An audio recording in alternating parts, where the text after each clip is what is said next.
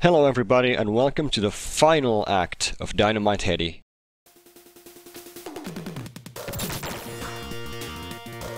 Well, Act 9 sure doesn't waste any time, just throws you straight into a boss fight with trouble brewing. And a vertical scroller at that, kinda reminds me of Act 5.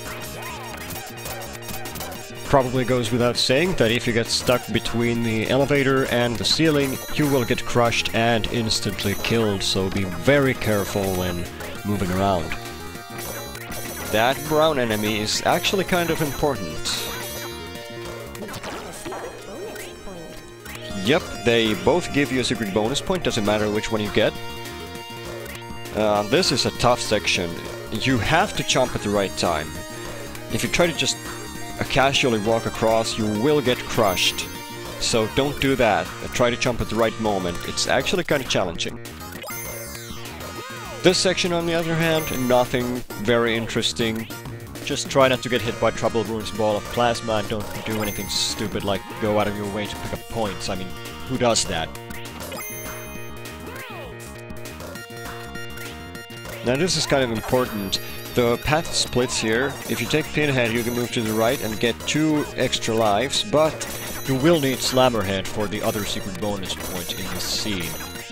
And you actually have to pick it up at the last possible moment. We'll see why in a second.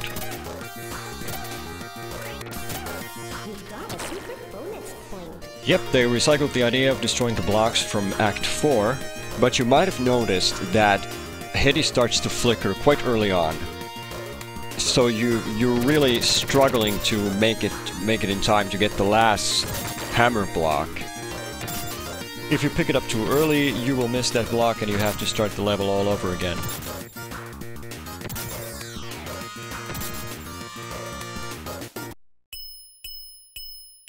What? Oh dear, this doesn't bode well. I hope you're glad now, Trouble Brewing. Didn't your mother ever tell you not to pick up every gruesome killing machine of mass destruction you find in the garbage and feared might go insane? Right, so now we're running away with Trouble Brewing from his machine gone berserk, and get the hell off me! What are you doing? So we're auto-scrolling horizontally instead of vertically, and if Trouble Brewing catches you, he will climb onto you and slow you down, getting you hit by the lasers. But unlike you might imagine, that's not your primary concern. In fact, it's the exact opposite.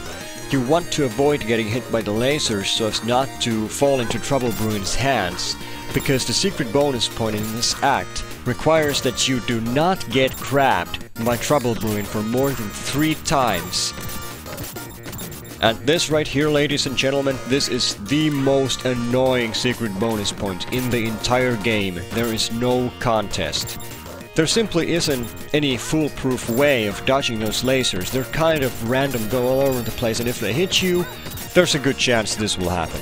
To get him off your back, you need to attack him 4 times while he's holding on.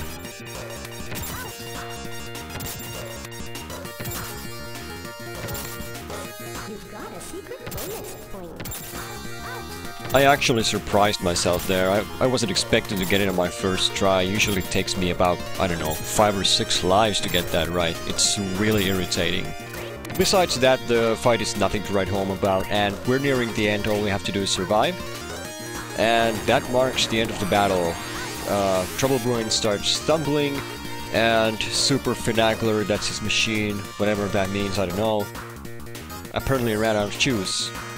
Which is fortunate because our date with the Dark Demon is about to begin.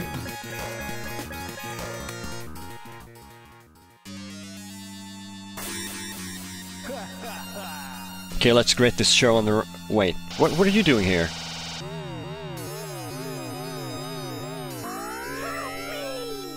Well done, Heather. Thanks for showing up. So, final boss, how about that? It's about time. If you look carefully, you can see David Bowman in the background. And before we even begin this fight, let's just get the first death out of the way. There, much better, that cleared the air. Before I actually get into the fight proper, I want to show off just how terribly it went for me at first. first of all. Yeah, picking up Melon Head, really good idea, especially if you do it twice. With that kind of recklessness, the end result probably doesn't come as a surprise. But surely third time's the charm, right? I mean, look at that, he's almost dead, only one more hit to go and we're home free. Surely this'll get him. Well, no, not quite. And then this happened. And then this happened. And also this. Until eventually there's the successful fight. Let's just go for it and let's see what Dark Demon has up his sleeve. We saw one of his attacks, a couple of his attacks already, but how do they work? Well, at first the fight feels like a series of completely random attacks that are really tough to counter, and it can be pretty confusing. Crap, this one is really unfair. Usually there's not enough time to get to the safe spot. The answer to the fight is actually in his crystal ball. At some point it will settle on a color, and a certain color corresponds to a certain attack, such as the pink one here, since these pumpkin enemies jumping or flying around the screen. With each attack you get 4 heads circling around you, there's usually one that fits the situation. The green one here is pretty important, since these spiky things your way. And what do you think happens if you destroy them all? Yep, that's our final secret bonus point, really hard to get, and to top things off, you can only destroy them with the Slammer head. None of the other heads work. So in order to defeat Dark Demon, you need to memorize which attack follows a certain color and pick a head that fits the situation.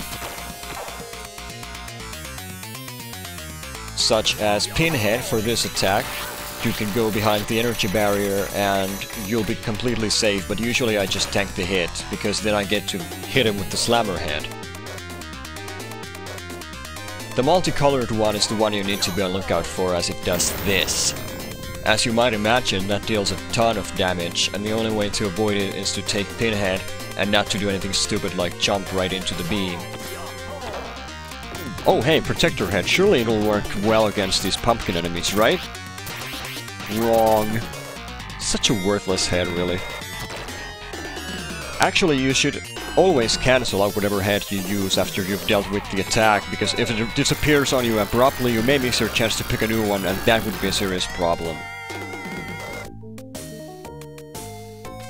Once you memorize his pattern, he's actually not that hard, as long as he doesn't use the orange one with the ceiling falling in on you, because with the Pinhead you're so slow, you might not make it to cover, and if you're big, you can only hide in the bigger holes. And those might not even appear, so how's that for fair?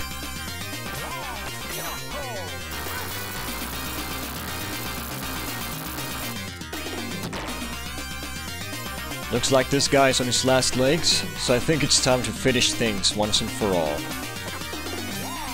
I cannot believe it. Oh, you better believe it.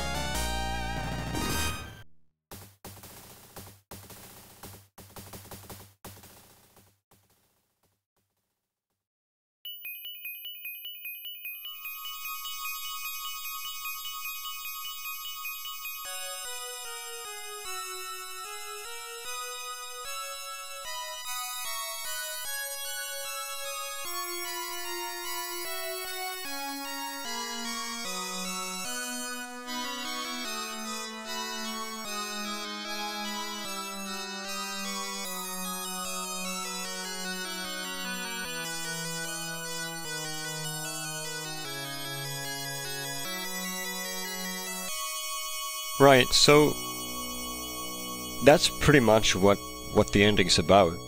In case that didn't make any sense, don't worry, that's just how the game is. Heather disappears, takes her mystery with her, we don't know who she was, we don't know where she came from, and now I guess we'll never know.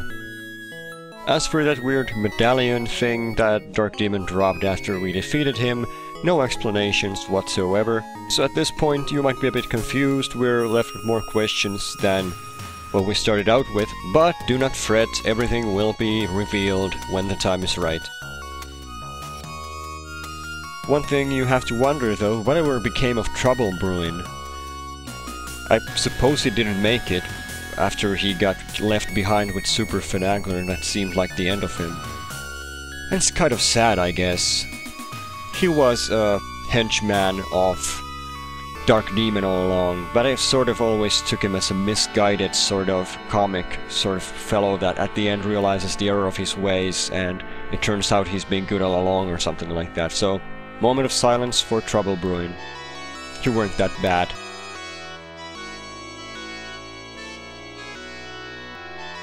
Hold on, is that what I think it is?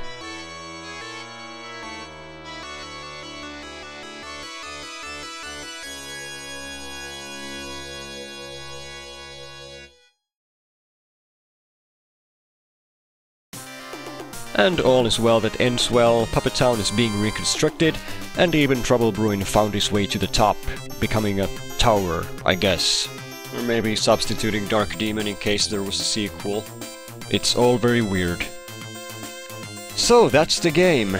Or most of it anyway, we still have some unfinished business. We haven't established what the basketball numbers do, and the Japanese game has a different ending. However, the credits of this game are among the longest I've ever seen on any 16-bit game and take the rest of this video in its entirety, so I'll save the rest of the stuff for another video. So it's time for the curtain call, which should be a familiar concept if you ever played the Donkey Kong Country series on the Super Nintendo. And the music here is kind of reminiscent of the old NES Mega Man series, and it's really good, so I'm gonna zip my mouth for a second and let you enjoy the curtain call. I'll resume commentary after a while. Don't go anywhere.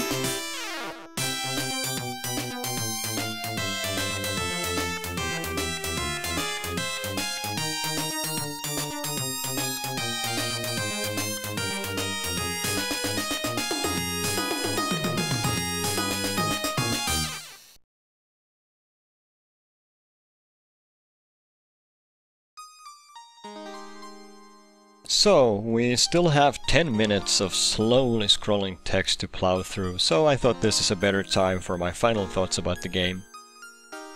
There's gonna be one more video after this, but the credits really lend themselves for this kind of thing. Dynamite Headdy is definitely a unique specimen. It shares the quirkiness of other Genesis titles by Treasure and is equally well designed, with beautiful graphics, terrific music, and an overall good flow to it. Each level has its own feel, and most of them rely on a gimmick that isn't seen anywhere else in the game aside from the basic gameplay elements like Hangman and Headcase. The game relies on heavy variety without straying too far away from the core experience. It avoids being too monotonous, but it also isn't all over the place. The designers obviously knew what they were doing. The bizarre feel of everything is its own merit, and I was always partial to the fact it flat out doesn't explain itself at all. Granted, the Japanese game did a bit more on that front, but aside from the ending, which is definitely better in the original, I think Dynamite Headdy actually benefits from being more of an oddball than it was to begin with. But that's just my 5 cents. Anyway, with such a great core design and all the attention to detail they put in the game, it ranks very high on my favorite platformers, right up there with Donkey Kong Country 2, Super Mario Bros. 3 and other timeless favorites, and it's also my absolute favorite of the entire Sega Mega Drive library. I hope everyone enjoyed this Let's Play as much as I enjoyed making it. Actually, that's a lie. I hope you enjoyed this a good deal more, because editing can be a real pain, but I digress. Going through the game with a fine-tooth comb made me actually enjoy the game even more than before, even if I probably can't bear to touch or watch it for the next 15 years. Lastly, I want to thank everyone who's watched this far and put up with my sporadic update schedule. Big up to everyone who posted in the Something Awful thread, and anyone who recommended this LP in the recommendations thread. I appreciate it. Thanks to my good friend, whose name I will not try to pronounce, but it will show up on the screen right now, for all the goofy pictures he made for the thread, and for proof watching my videos and giving pointers and whatnot. And finally, massive props for the folks at Treasure who made this masterpiece, even if absolutely none of them are watching this right now. So I'm gonna go silent for a few minutes more until the game tallies up our secret bonus points. That's always nice to watch, so I'll resume commentary in a couple of minutes.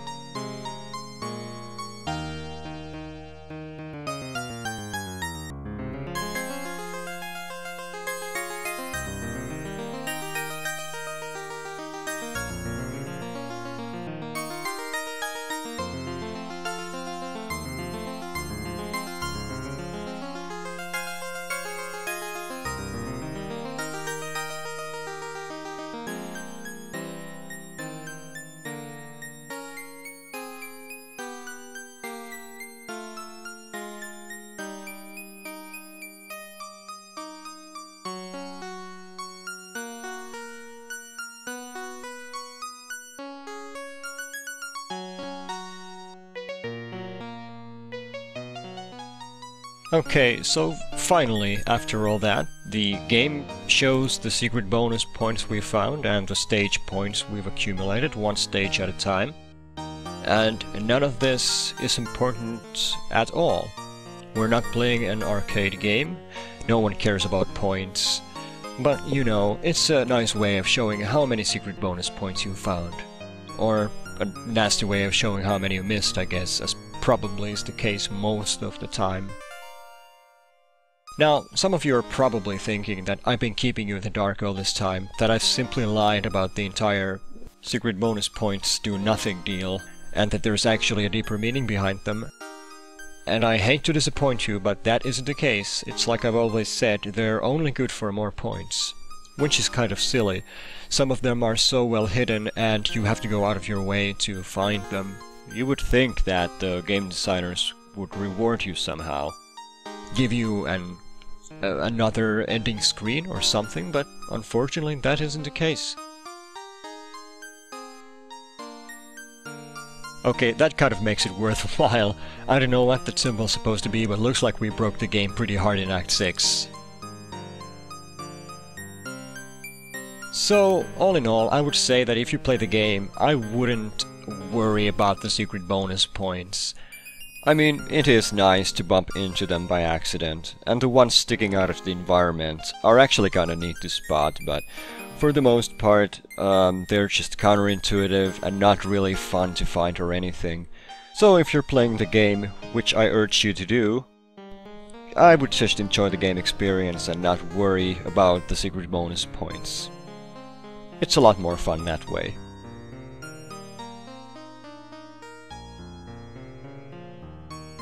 But we got all 39 secret bonus points this time around, of course. I wouldn't... Oh wait, hold on. We got 56 out of 39. I'm sorry.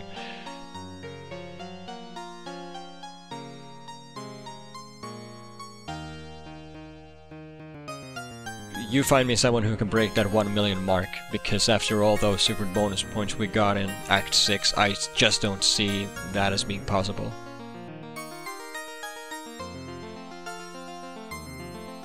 Four secret digits. Now those are the ones we got from the basketball game. So what's the reward for playing the minigame from hell? Congratulations. Fade to black. Thanks for playing, end of the game. Well, okay, not quite. You enter the code here. If you never went through the basketball games, this screen never shows up. So I hope you have the number written down somewhere if you made it this far, because you only get one shot at this, and if you mess it up, terrible things are gonna happen. Awful things, of horrendous nature and dire consequences. Unfortunately, we don't have time for that right now, so join me next time for the final episode of Let's Play Dynamite Headdy. See you then!